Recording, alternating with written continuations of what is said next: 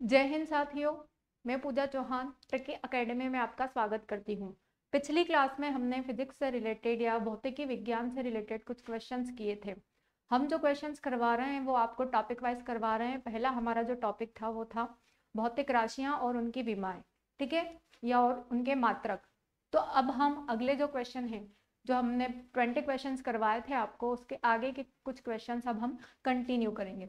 तो नेक्स्ट आपका जो क्वेश्चन है वो है आपका, हेनरी किसका मात्रक है? हेनरी हेनरी किसका मात्रक है बताइए। प्रेरकत्व, तरंग दैर्ध्य, प्रदीप्ति, ध्वनि तीव्रता। बताइए जल्दी से। हेनरी किसका मात्रक है? प्रेरकत्व का, तरंग दैर्ध्य का, प्रदीप्ति का या ध्वनि तीव्रता का? देखिए, प्रदीप्ति का जो मात्रक होता है वो होता है आपका लक्स, ठीक है। तरंग दैर्ध्य का जो रहेगा वो मीटर है, ये एक दूरी होती है तरंगों के बीच की। और ध्वनि तीव्रता का जो होता है, ध्वनि तीव्रता का होता है वॉट पर मीटर, वॉट पर मीटर। तो आंसर में क्या आएगा आपका? आंसर में आएगा प्रेरकत्व, ठीक है। हेनरी जो है वो प्रेरकत्व का मात्रक है। नेक्स्ट आपका क्वेश्चन है, मिली सेकेंड एक सेकेंड के कितने भाग को कहते हैं? मिली सेकेंड, 1 मिली सेकेंड होगा यहाँ पर, शायद क्वेश्चन में मिस्टेक हो सकती है। इसमें लिखा है मिली सेकेंड, नहीं सही है, मिली सेकेंड 1 सेकेंड के कितने भाग को कहते हैं? देखो, मिली सेकेंड जो होता है वो 1 सेकेंड के 1000वें भाग को कहा जाता है, ठीक है। 1 मिली सेकेंड या मिली सेकेंड जो है वो 1 सेकेंड के 1000वें भाग को कहा जाता है। लेकिन अगर आपसे पूछे कि एक नैनो सेकेंड किसके 1 सेकेंड के कितने भाग को कहते हैं, अगर आपसे 1 नैनो सेकेंड के बारे में पूछ लिया कि नैनो सेकेंड 1 सेकेंड के कितने भाग को कहते हैं, तो 1 सेकेंड के अरबवे भाग को कहते हैं। अरबवे, अरबवे भाग को क्या कहा जाता है? नैनो सेकेंड कहा जाता है। 1 सेकेंड के अरबवे भाग को नैनो सेकेंड कहा जाता है। इसका आंसर क्या है? लेकिन यहाँ पर क्या पूछा है कि मिली सेकेंड 1 सेकेंड के कितने भाग को, तो मिली सेकेंड में 1000वां भाग आएगा और नैनो सेकेंड में अरबवा भाग आएगा। नेक्स्ट आपका क्वेश्चन है, एक माइक्रोन का मीटर में अंतरण करने पर क्या मान आएगा? मतलब कि परिवर्तित करने पर, अंतरण का मतलब होता है परिवर्तित, कि 1 माइक्रोन को मीटर में अगर कन्वर्ट किया जाता है तो उसका मान क्या आता है बताइए। 10⁻⁻5, 10⁻⁹, 10⁻⁻6 या 10⁻⁻4? बताइए क्या आंसर आएगा इसका, जल्दी बताइए क्या आंसर आएगा। 10⁻⁻5, 10⁻⁹, 10⁻⁻6 या 10⁻⁻4? देखिए इसका आंसर आएगा 10⁻⁻6, ठीक है।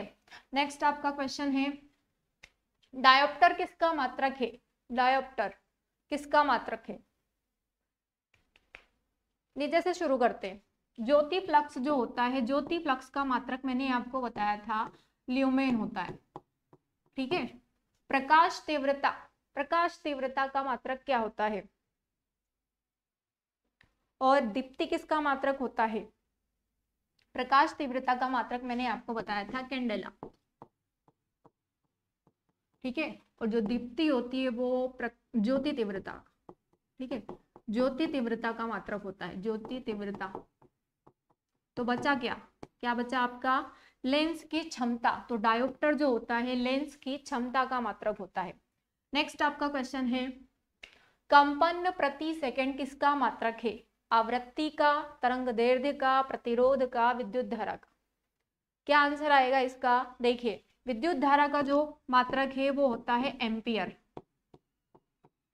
विद्युत धारा का मात्रक होता है एम्पियर। प्रतिरोध का होता है ओम।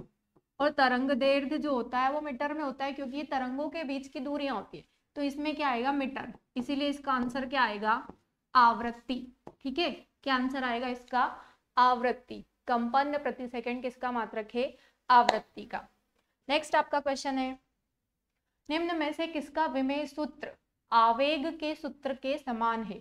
निम्न में से किसका विमेय सूत्र आवेग के सूत्र के समान है? प्रणोद, यहाँ पर मिस्टेक हो गई है थोड़ी सी, यहाँ पर आएगा प्रणोद, ठीक है। प्रणोद, बल, संवेग या आघूर्ण, क्या आएगा इसका आंसर? बल का मात्रक क्या होता है, प्रणोद का मात्रक क्या होता है, सॉरी विमेय सूत्र पूछा है, विमेय सूत्र किसके समान होता है, आवेग का विमेय सूत्र किसके विमेय सूत्र के समान होता है? प्रणोद, बल, संवेग या आघूर्ण, क्या आएगा इसका आंसर? बताइए जल्दी से, क्या आएगा?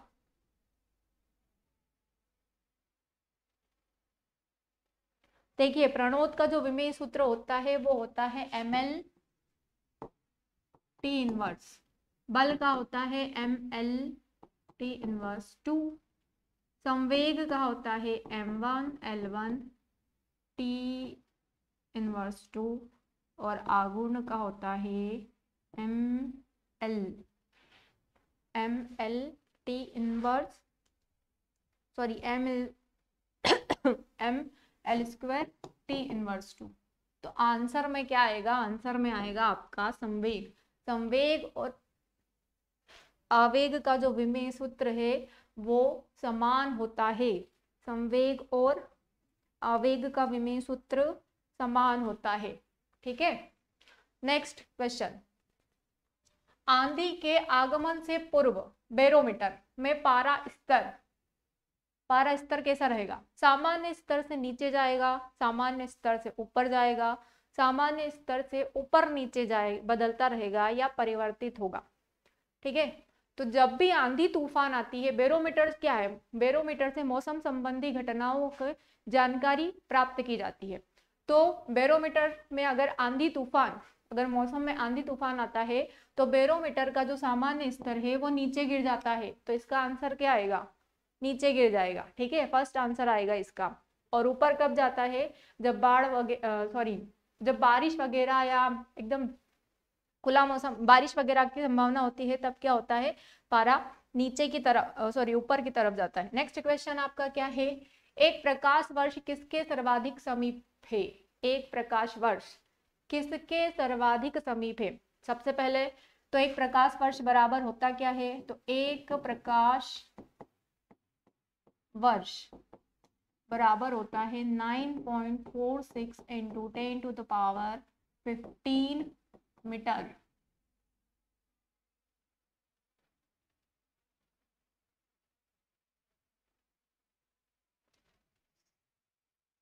एक प्रकाश वर्ष बराबर एक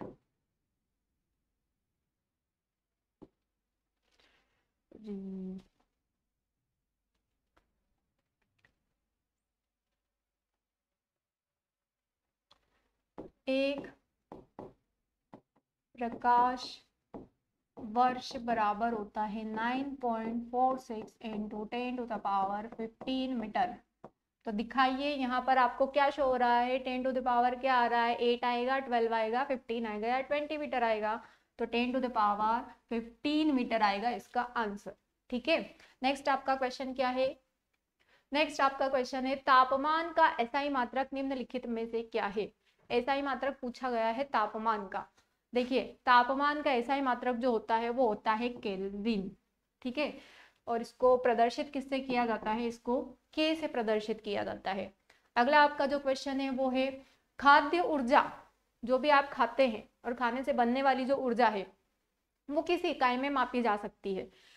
पहला है आपका ऑप्शन कैलोरी, दूसरा केल्विन, तीसरा सेल्सियस और डिग्री। अब इन तीनों को तो हम टेम्परेचर में या ताप में प्रयोग करते हैं, ठीक है। लेकिन जो कैलोरी होती है इसका सही आंसर है कैलोरी जो है हम ऊर्जा के रूप में प्रयोग करते हैं। आप कितनी कैलोरी ऊर्जा, मतलब आप कुछ चीजें खाते होंगे तो वो कितनी कैलोरी में लेते हो, वो आपसे, या जो भी चीजें आप खाते हो उससे कितनी कैलोरी ऊर्जा आपके शरीर में बनती है, तो इसका आंसर क्या आएगा? कैलोरी। जैसे कि 1 कैलोरी को कितने एटीपी एडिनोसाइन ट्राइफॉस्फेट के फॉर्म में भी कन्वर्ट किया जा सकता है। एडिनोसाइन ट्राइफॉस्फेट में कितने कैलोरी होती है? 1 एटीपी में कितनी कैलोरी होती है? तो 1 एटीपी इक्वल टू होता है 7.3 कैलोरी, ठीक है। एक एटीपी में कितना होता है? 7.3 कैलोरी। यानी कि अगर 1 एटीपी एनर्जी बनती है तो आपको 7.3 कैलोरी एनर्जी मिल जाती है। इसीलिए कैलोरी ऊर्जा का या खाद्य ऊर्जा का मात्रक क्या हो गया, कैलोरी हो गया, या माप या मापन बोल सकते हैं हम। नेक्स्ट आपका क्वेश्चन है, पृष्ठ तनाव का मात्रक क्या होता है? पृष्ठ तनाव का newton metre inverse 2, newton metre inverse, kilogram metre inverse या किलोग्राम मीटर इनवर्स 2? बताइए क्या आंसर आएगा इसका, क्या आएगा पृष्ठ तनाव का मात्रक? पृष्ठ तनाव का मात्रक होता है न्यूटन मीटर इनवर्स 2। ठीक है, नेक्स्ट आपका क्वेश्चन है, 1 किलोग्राम वॉट बराबर होता है, 1 किलोग्राम वॉट बराबर होता है 9.8 न्यूटन बल के। ठीक है, 980 न्यूटन नहीं हो सकता है वो, 98 न्यूटन भी नहीं होगा। क्या आएगा आंसर? 1 किलोवाट बराबर होता है 9.8 न्यूटन के। नेक्स्ट आपका क्वेश्चन है, ऊर्जा का SI मात्रक जूल है और यह समतुल्य है किसके? 10⁻6 अर्ग के, गलत है ये, 10⁻⁻7 अर्ग के, 10⁻7 अर्ग के, या फिर 10⁵ अर्ग के? क्या आएगा इसका आंसर, जल्दी बताइए। आप इन चीजों को नोट भी करते चलिए, जो चीजें अगर आपको पता नहीं है, जिसका आंसर नहीं आता है, वो आप अपनी कॉपी में लिखते चलिए, ताकि आपको अगली या जब भी आप प्रिपरेशन कर रहे हो एग्जाम की, उसके लिए काफी अच्छे से तैयारी हो जाए। क्योंकि ये जो क्वेश्चन है काफी बार एग्जाम में आए हुए हैं और मोस्ट टाइम पे क्वेश्चन है आपकी एग्जाम के लिए। इसका जो आंसर आएगा वो आएगा 10⁻7 अर्ग। नेक्स्ट आपका क्वेश्चन, शक्ति की विमा है, मतलब विमेय सूत्र है शक्ति का, ml square T inverse 3, ml cube T inverse, ml square T inverse 1, ml inverse 2, T inverse 3। क्या आएगा इसका आंसर, बताइए। देखिए, m मतलब क्या होता है? मास, द्रव्यमान। l बराबर क्या होता है? लंबाई। इसमें लंबाई भी हो सकती है, चौड़ाई भी हो सकती है और ऊंचाई भी हो सकती है। और t मतलब होता है समय या टाइम होता है। तो इन तीनों चीजों के लिए आप mlt का या विमेय सूत्र को लिखने के लिए आप mlt का यूज करते हो। और शक्ति का जो विमेय सूत्र है, ठीक है, m क्या प्रदर्शित करता है? m जो है ये मास यानी कि द्रव्यमान को प्रदर्शित करता है। जब भी कोई विमेय सूत्र लिखा जाता है तो उसमें m जो है वो मास यानी कि द्रव्यमान को प्रदर्शित करता है, l जो होता है वो लंबाई, चौड़ाई और ऊंचाई के लिए प्रयोग किया जाता है। ठीक है, ऊंचाई के लिए प्रयोग किया जाता है। जबकि जो t होता है वो समय के लिए प्रयोग किया जाता है। और इन्हीं तीन चीजों के द्वारा क्या लिखा जाता है? विमेय सूत्र लिखा जाता है। तो इसका जो आंसर है ml स्क्वायर टी इनवर्स 3 आएगा, शक्ति का जो विमेय सूत्र है वो। नेक्स्ट है, भौतिक राशि निम्नांकित रूप में परिभाषित की जा सकती है। मतलब कि भौतिक राशि हम किन्हें कह सकते हैं? वह जिसमें द्रव्यमान हो, यही लिखा हुआ था, वह जिसमें भार हो, वजन हो, वह जिसमें विमा हो, वह जो मापी ना जा सके। तो बताइए, मैंने अभी आपको बताया कि विमेय सूत्र जो होता है या कोई भी राशि जो होती है उसमें 3 चीजें होना जरूरी है।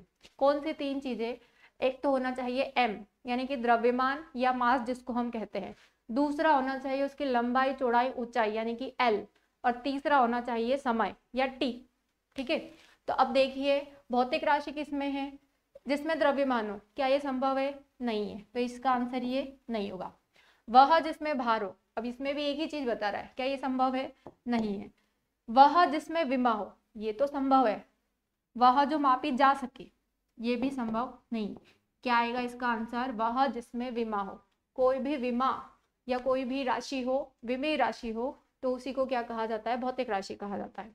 नेक्स्ट आपका क्वेश्चन, निम्नलिखित युग्मों में से किनका भौतिक राशियों के समान विमेय सूत्र है? समान भौतिक सूत्र होना चाहिए। अब देखिए, भार और बल का जो मात्रक होता है वो सेम होता है लगभग। आवेग और संवेग का भी मात्रक सेम है, तो विमेय सूत्र भी सेम होगा। ठीक है, तो ये भी आंसर नहीं होगा, ये भी नहीं होगा। कार्य ऊर्जा का मात्रक भी सेम है, जूल, तो इसका विमेय सूत्र भी सेम होगा। ठीक है, अब यहाँ पूछा क्या है कि विमेय सूत्र समान नहीं है, तो आंसर में क्या आएगा आपका? बल एवं दाब। नेक्स्ट आपका क्वेश्चन आएगा, एक खगोलीय इकाई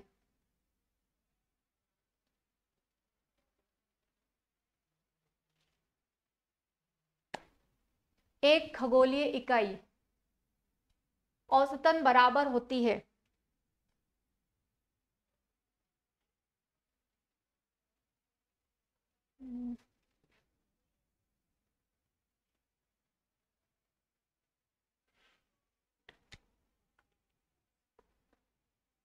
एक खगोलीय इकाई औसतन बराबर होती है पृथ्वी और सूर्य की दूरी के, पृथ्वी और चंद्रमा की दूरी के,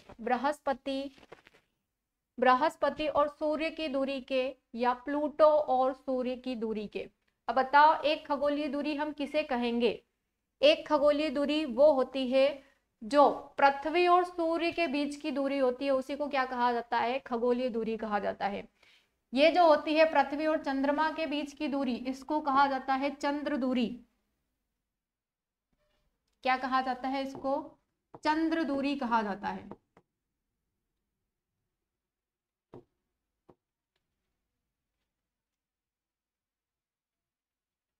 इसको कहा जाता है, अरे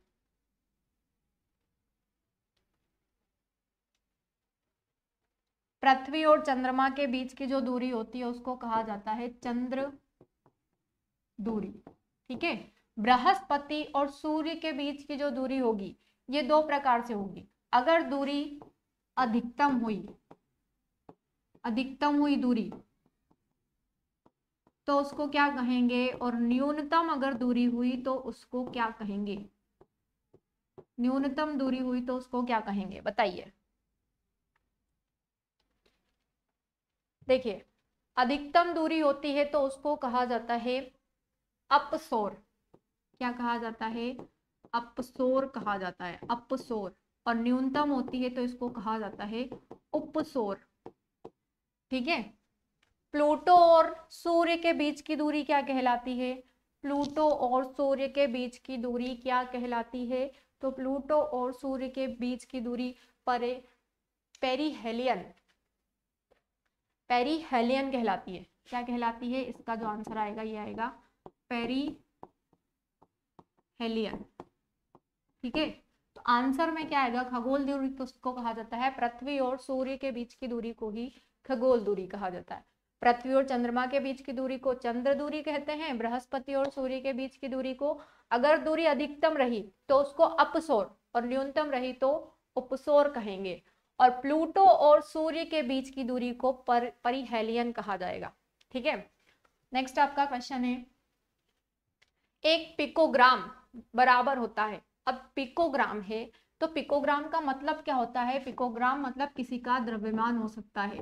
पिकोग्राम का मतलब होता है द्रव्यमान। अब बताइए इसमें एक पिकोग्राम बराबर कितना होता है?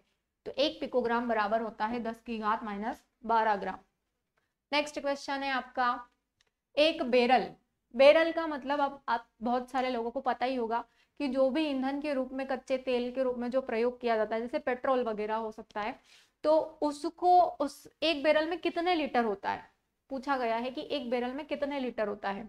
तो इसका क्या आंसर आ सकता है? 159 आएगा, या 169 आएगा, या 149, या 109? बताइए। 159, 169, 149 या फिर 109? इसका सही आंसर आएगा 159।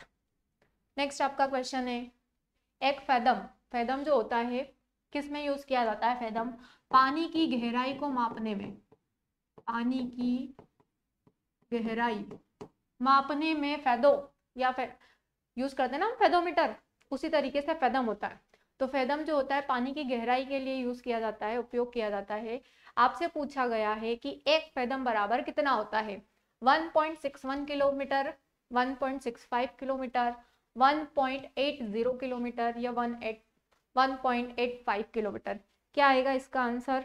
बताइए जल्दी से। इसका आंसर क्या आएगा? 1.61, 1.65, 1.80 या 1.85? देखिए इसका आंसर आएगा 1.80 किलोमीटर। नेक्स्ट जो आपका क्वेश्चन है, फैराडे का मान है, फैराडे का मान 96,500 गुलाम, 96,200 गुलाम, 26,500 गुलाम, या 76,500 गुलाम? इसका सही आंसर आएगा 96,500 coulomb. Next question, angstrom unit माप बताता है, ये तो सभी को पता है एंगस्ट्रॉम कहाँ पर मापा जाता है।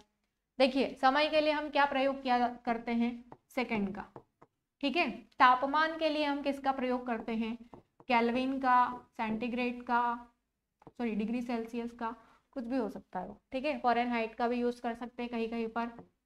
नेक्स्ट है विद्युत धारा, विद्युत धारा को हम एम्पियर से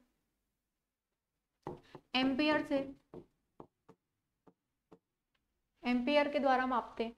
तो आंसर में क्या आएगा, तरंग दैर्ध्य, ठीक है। तरंग दैर्ध्य को ही हम एंगस्ट्रॉम में मापते हैं। नेक्स्ट आपका क्वेश्चन है, विमा LT इनवर्स 2 किसके अनुरूप है, मतलब कि MLT इनवर्स 2 किसकी विमा है, बल की, किए गए कार्य की, त्वरण की या वेग की। बताइए क्या आएगा इसका आंसर, जल्दी जल्दी बताइए क्या आएगा इसका आंसर। बल किसका बल का विमेय सूत्र क्या है, MLT इनवर्स 2 है, सॉरी या किए गए कार्य का है MLT इनवर्स 2, या त्वरण है का है, या फिर वेग का है, जल्दी बताइए। देखो वेग का मतलब क्या होता है, दूरी, दूरी मतलब कि लंबाई, और जितने समय में चली गई लंबाई। क्या वेग में द्रव्यमान होता है, नहीं होता है। तो इसकी जो विमा होगी, इसकी विमा होगी LT इनवर्स, ठीक है, प्रति सेकंड में चली जाती है। त्वरण, वेग में परिवर्तन की दर को ही क्या कहा जाता है, त्वरण। तो अब वेग है, उसी के दर में परिवर्तन हो रहा है, तो MLT इनवर्स 2। किए गए कार्य, अब कार्य है तो कार्य में भार तो होगा ही, यानी कि द्रव्यमान तो होगा ही, ML² T इनवर्स 2, यानी कि MLT इनवर्स 2 जो है वो किसका विमेय सूत्र है, वो बल का विमेय सूत्र है, ठीक है। नेक्स्ट आपका क्वेश्चन, टंगस्टन तत्व का संकेताक्षर है, मतलब कि टंगस्टन जो धातु होती है उसको किस अक्षर के द्वारा प्रदर्शित किया जाता है। बताइए, सभी को पता होगा, टंगस्टन जो होता है विद्युत बल्ब में जो फिलामेंट होता है, ऐसा देखा होगा आपने, ऐसा छोटा सा लगा होता है, थोड़ा टेढ़ा मेढ़ा, ये नहीं चलेगा तो बल्ब स्टार्ट हो जाएगा।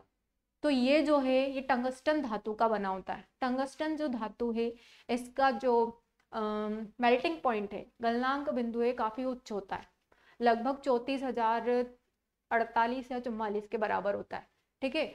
और इसका जो सूत्र होता है, सॉरी संकेत वाला अक्षर जो होता है वो होता है W। इसका आंसर क्या आएगा, W, ठीक है।